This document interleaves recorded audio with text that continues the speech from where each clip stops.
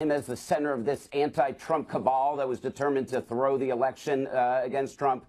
None of this has a shred of truth, and Pete has been silent. He's been cooperating with the Inspector General. He's been doing what he's supposed to, and now he wants a chance to actually talk to the American people. So when we heard that these two committees, along with other committees, were interested in talking to Pete, I reached out to them. I said, Pete will come talk to you. You don't need to issue a subpoena. Let's do it publicly. No, we can't do it publicly. Okay, well, can you at least tell me that you'll release a transcript so you don't have House Republicans selectively leaking or misleaking selective excerpts to make them look bad? No, we can't do that either. Well, okay, we'll come in anyway. So we came in, and he testified, and what really kills me is the Republicans, the committee, the first thing they tell us in there is, this is confidential.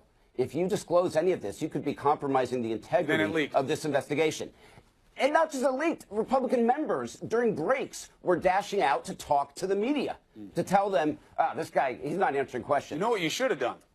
What's that? You should have brought your client here, because then it would be all live. It would all be on the record. It would all be out there for people to see, and he'd be tested by someone where the audience gets to see what it is and what it isn't. There may come a day, Chris. The offer stands. Now, you said something earlier that I gotta come back to you on, which is there's not a shred to any of the allegations. Now, your client put himself in a position of criticism by what he wrote in his texts. I understand he didn't think they'd become public when he was writing them to an intimate. I get that.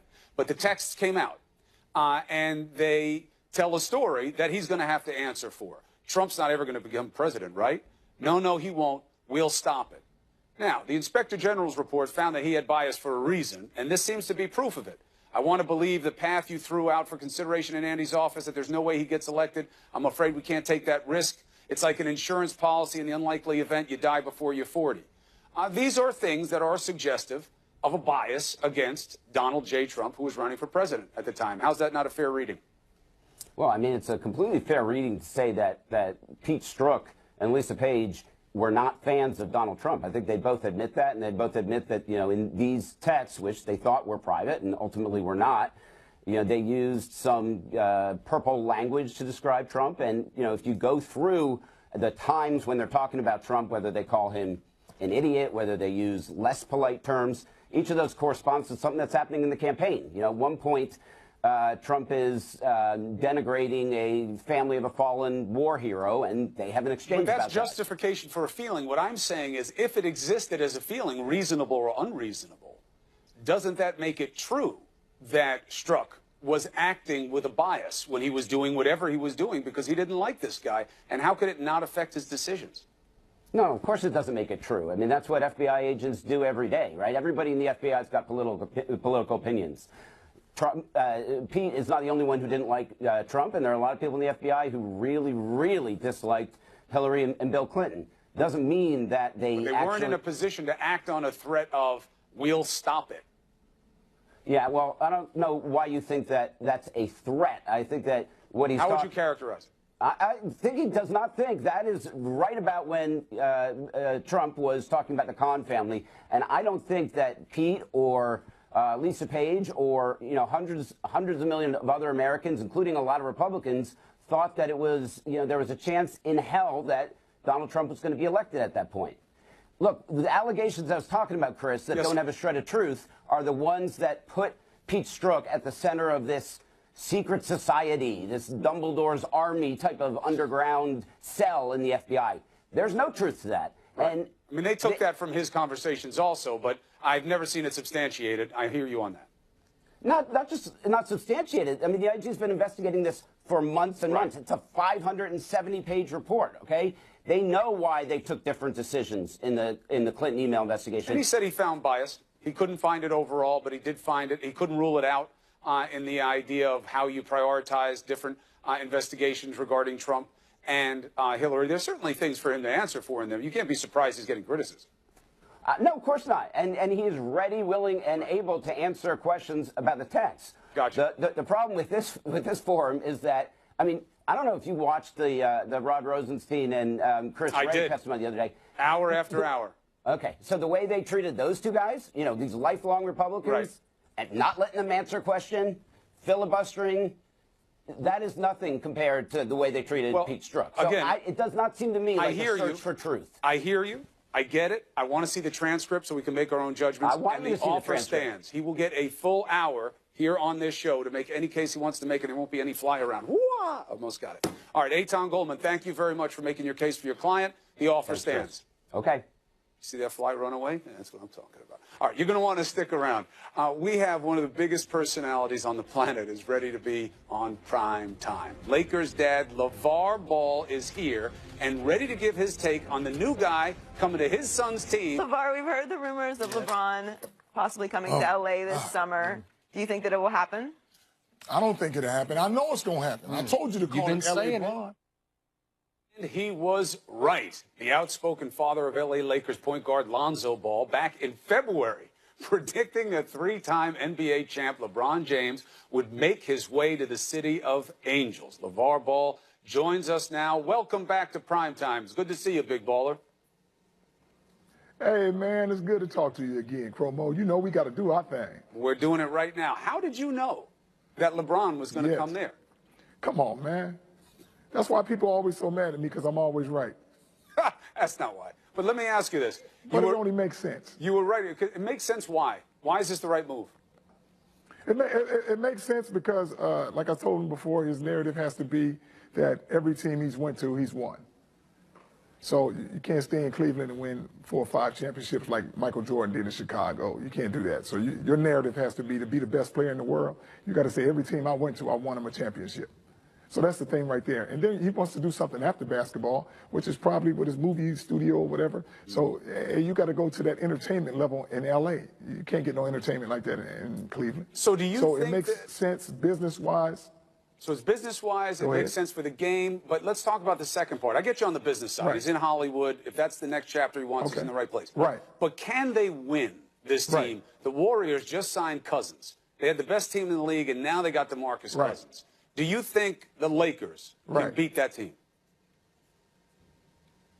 Man, I don't think the Lakers can beat them. I know the Lakers can beat them if they get the right guys. Oh, they need more guys. Who do they need? You need some more guys. You got to play fast. You got to play super fast.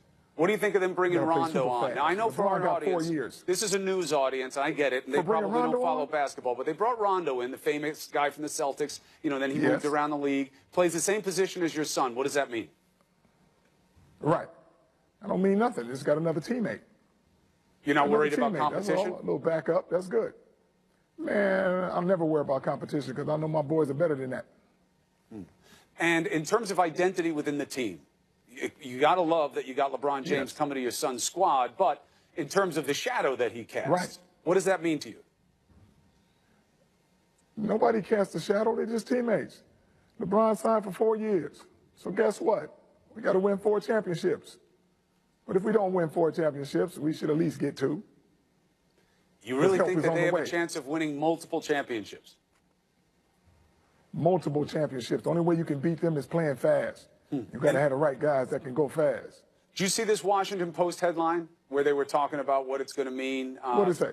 To have LeBron on there. They say LeBron comes. That means big ballers got to go. The headline comes out. Welcome to L.A., LeBron James. See yourself out, LeVar Ball.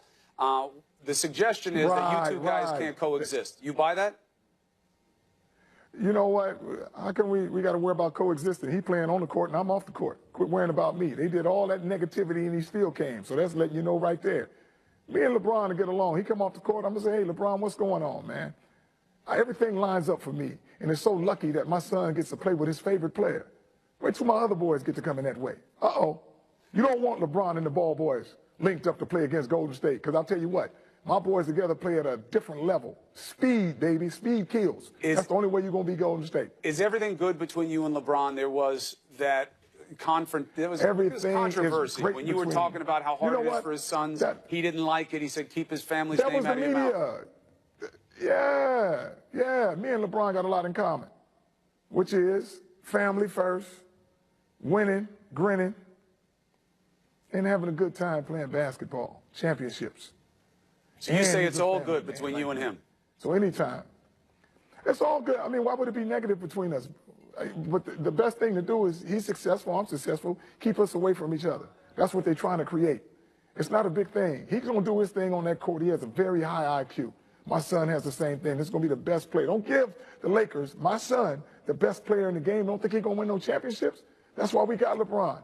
Everything lines up for this, and it's going to be perfect. And you know what? People are going to be mad because it's always happening so good for me. Well, those are just haters, though, right? Everybody should love other people's success. Let me ask you something. Speaking of success, it's not enough for you to put kids in the big league. You had to start a league of your own. Tell us about the league. I know that's why you're down in Georgia. Yes. You were up here on Man. Long Island. I think at Hofstra you had a game. What's the league? What's going on? Yes.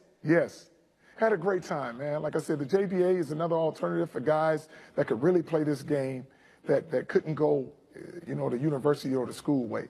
But that shouldn't stop them from following their dream. Just because, they couldn't pass the SAT or do good in class, it should not deter them to say, you know what, my basketball career is over. So we got some guys in the JBA that could really play this game, man. They just needed another opportunity and another alternative to chase their dream. And which is, everybody's not going to go pro in my league, but it gives them a platform to showcase what they can do.